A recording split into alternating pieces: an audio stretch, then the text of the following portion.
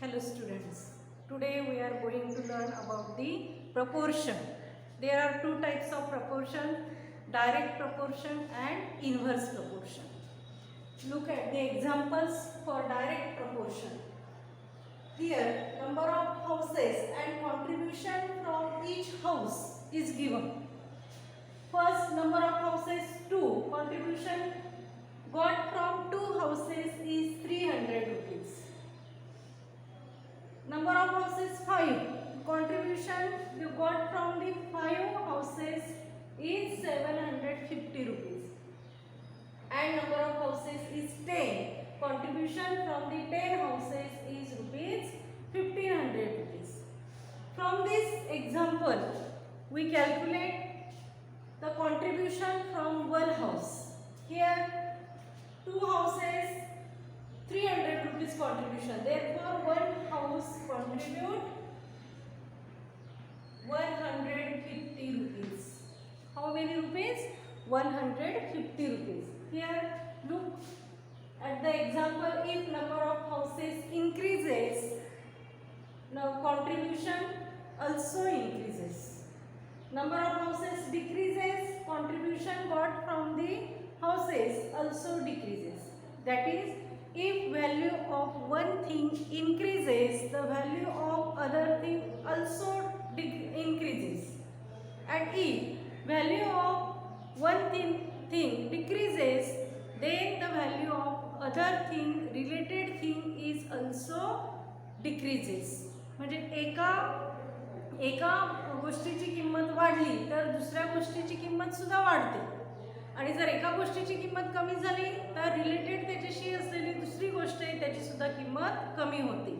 अशा वेळी त्या ठिकाणी त्या दोन बाबींमध्ये काय असतं? डायरेक्ट प्रपोर्शन असतं. डायरेक्ट प्रपोर्शन असतं. हियर 2/300 आपण त्यांचा रेशो बघूया. काय मिळणार? 2/300 is equal to 1/150. 5/750 also 1/150. And 10/1500 also 1/150. That is, the ratio remains constant in direct proportion. Ratio कसा असतो? कॉन्स्टंट असतो. प्रत्येकाचा तुम्ही जर रेशो घेतला तर त्यामध्ये रेशो हा 1/150 त्या ठिकाणी तुम्हाला मिळेल. 1:150. बघा, सेकंड एक्झाम्पल दिलेलं आहे. चिल्ड्रन्स आणि notebooks. Childrens received the notebooks from the government is given in this chart. 15 students received 90 notebooks. 12 students received 72 notebooks. 10 students received 60 notebooks. 5 students received 30 notebooks. 2 students received 12 notebooks. Here, number of children decreases. Notebook received from the government also decreases. And if number of children increases, notebook received from the government also increases.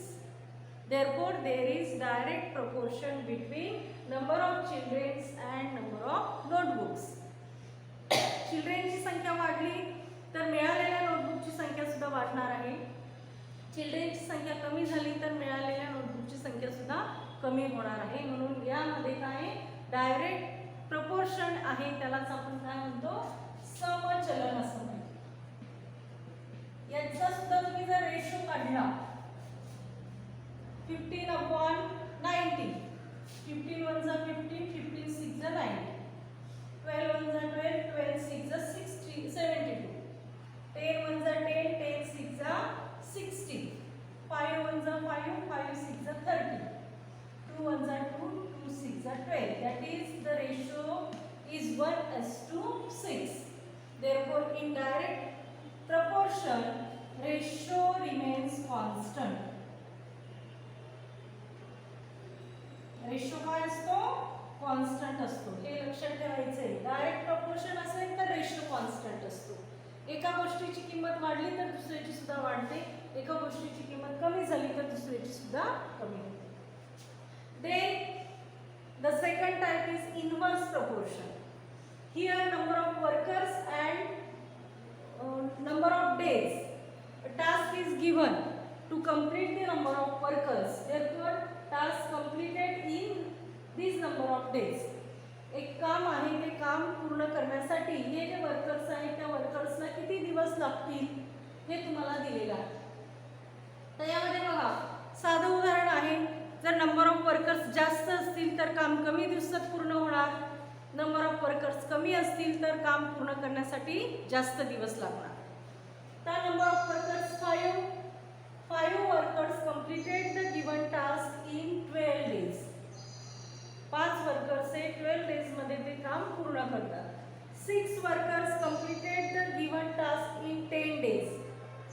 15 workers completed the given task in 4 days.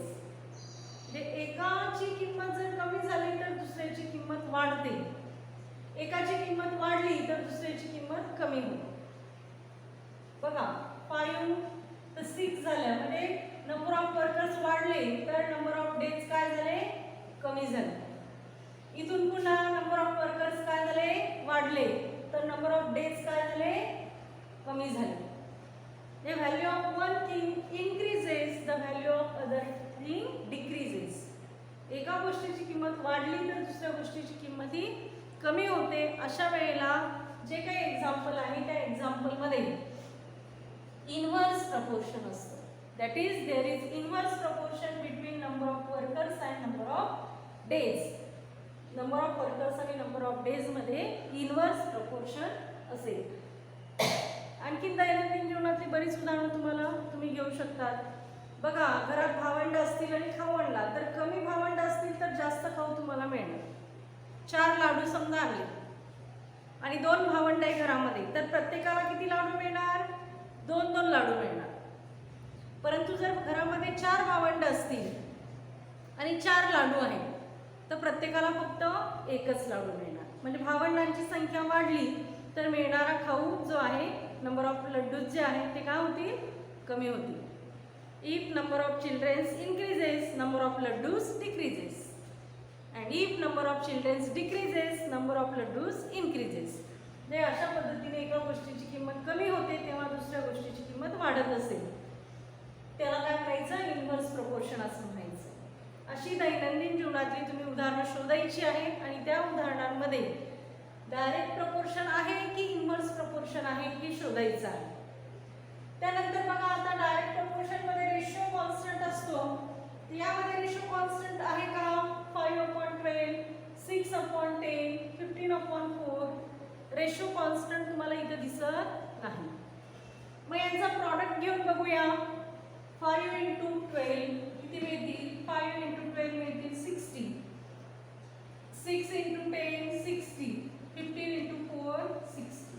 That is in inverse proportion product is constant.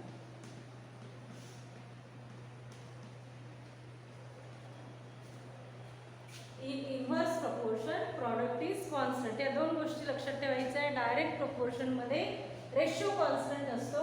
Inverse proportion मध्ये product constant असतो. अशा पद्धतीची काही जी उदाहरणं आहेत ती तुम्ही सराव म्हणून सोडवायची.